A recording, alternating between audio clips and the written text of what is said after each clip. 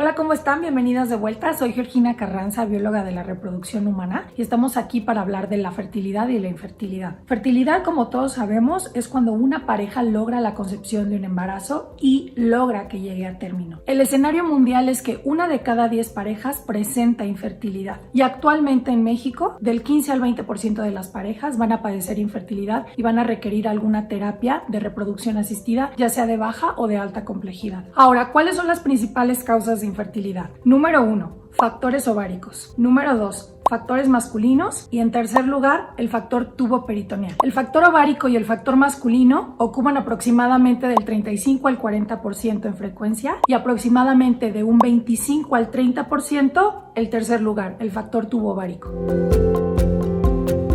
Ahora, ¿a qué nos referimos con factor ovárico? Bueno, pues a todas esas condiciones fisiológicas o patológicas que pueden llegar a alterar al ovario o a la calidad de sus ovocitos. Bueno, y dentro del factor ovárico podemos encontrarnos con padecimientos fisiológicos y patológicos. El número 1 es la edad materna avanzada, que se considera a partir de los 35 años de edad. Es en este momento cuando se empieza a deteriorar la calidad de los ovocitos, que son indispensables para la fecundación y el logro de un embarazo. Número 2, los estados anovulatorios. ¿A qué nos referimos con un estado anovulatorio? Es cuando una paciente no logra la ovulación de forma fisiológica, y esto puede ser por alteraciones hormonales como hiperprolactinemia, hipotiroidismo, síndrome de ovario poliquístico, elevación de andrógenos suprarrenales o hipogonadismo hipogonadotrófico, que más adelante explicaremos de qué se trata. Y número 4, endometriosis.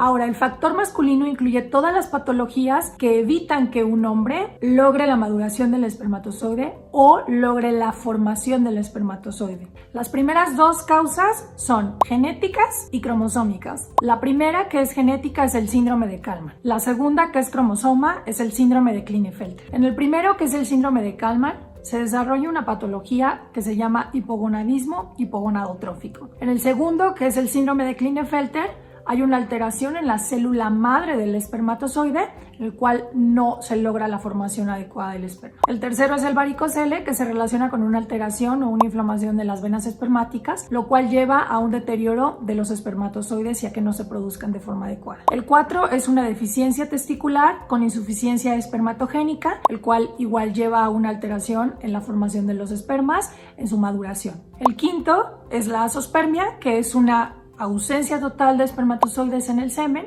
y el sexto es la criptorquidia, la cual es una anomalía congénita en la que deberían de descender los testículos del abdomen hacia el escroto, sin embargo no lo hacen y pueden llegarse a quedar en el abdomen o incluso en las ingles. Entonces, al estar con una temperatura muchísimo mayor a la que deberían de estar, la formación de los espermatozoides y la calidad de los espermatozoides se ve deteriorada. Y por último, el hipogonadismo. El hipogonadismo hipogonadotrófico, en donde las hormonas llegan al testículo pero el testículo no responde, y la insensibilidad a los andrógenos, en donde sí se forma testosterona en el cuerpo de los varones, sin embargo los órganos o las células que reciben a los andrógenos, específicamente las células productoras de los espermatozoides, no reciben ese andrógeno, y entonces el paciente tiene características más bien femeninas porque otros órganos que reciben la testosterona no son capaces de recibirla. En este canal tenemos un video explicando más a detalle el hipotálamo, hipófisis, testículo. Los invitamos a que lo revisen, les dejamos el enlace aquí arriba.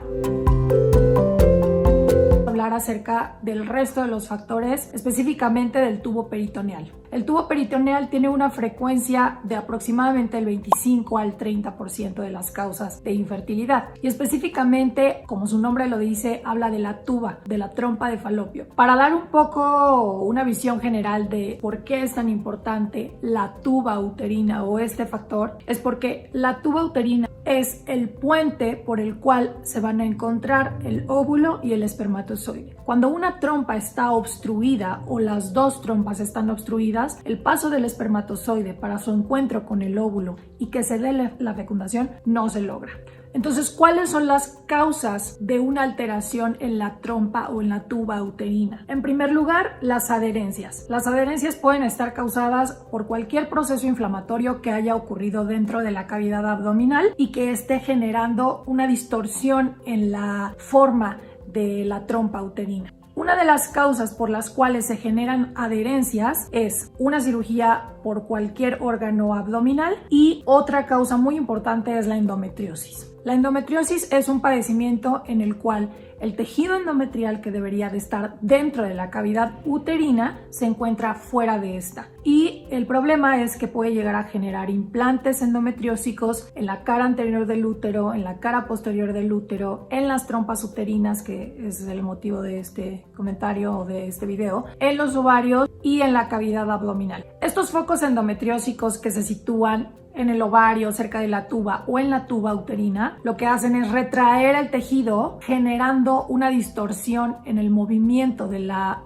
tuba, porque finalmente la tuba es un órgano que contiene movimiento, entonces el movimiento de la tuba se ve afectado por esta retracción del tejido que genera la endometriosis. Otras causas sumamente importantes por las cuales se ve afectado el factor tubárico peritoneal son las enfermedades de transmisión sexual. Específicamente hay 3 infecciones las cuales pueden llegar a generar alteración en los cilios de la tuba, que son estos como deditos, les dicen pelitos por decirlo así, dentro de la tuba, que generan el movimiento o que le ayudan al óvulo a moverse hacia la cavidad uterina en búsqueda del encuentro con el espermatozoide. Estas 3 infecciones, las más importantes y que generan alteraciones en esos cilios, en cilios endometriales que alteran la receptividad endometrial, son clamidia, micoplasma y ureaplasma. Estas infecciones son de difícil detección debido a que generalmente no presentan síntomas. Entonces es muy importante que si existe antecedente de múltiples parejas sexuales o el no uso del preservativo, lo comentemos con nuestro ginecólogo para que lo evalúe y descarte esa posibilidad. En muchos países del mundo estas infecciones son la primera causa de infertilidad. Entonces es básico que su ginecólogo o el biólogo de la reproducción que esté revisando su caso lo evalúe.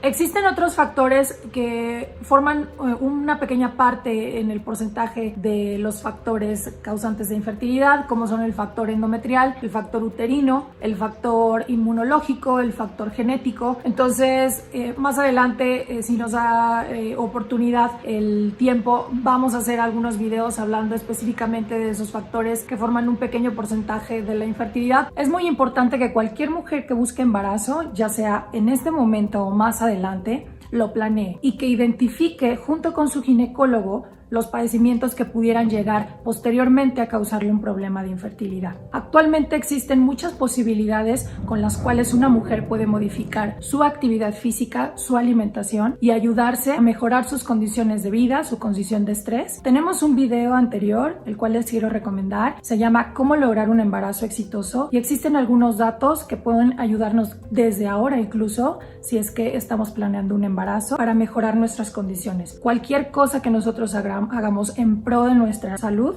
va a favorecer la fertilidad. Les dejo el enlace aquí arriba para que lo busquen y estemos mucho más informadas. Agradezco su atención y como siempre, ayúdanos a cambiar el mundo, compartan la información.